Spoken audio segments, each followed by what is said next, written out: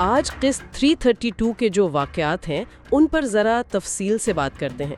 हमारे पास इस किस्त के अहम सीन्स और मुकालमे हैं और हम समझने की कोशिश करेंगे कि भाई किरदारों के दरमियान क्या पक रहा है, क्या नई बातें सामने आई हैं और कहानी मतलब किस तरफ जा रही है। तो शुरुआत अगर हम करें जुवेरिया और जैद से।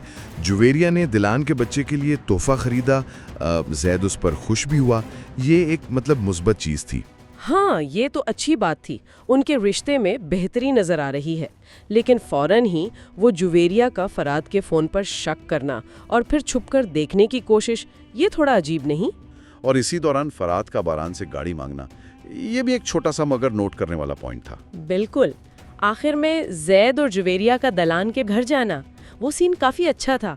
पहले जैद ने फ़ोन किया कि जुवेरिया नहीं आ रही, फिर वो अचानक आ गई। दलान की खुशी देखने वाली थी।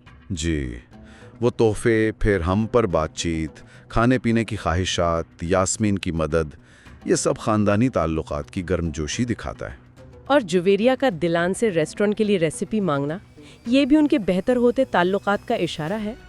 हाँ, और कादिर साहब की नसीहतें भी बुजुर्गों की फिक्रमंदी को जाहिर करती हैं। तो खुलासा ये है कि इस किस्त में कई अहम चीज़ें सामने आईं।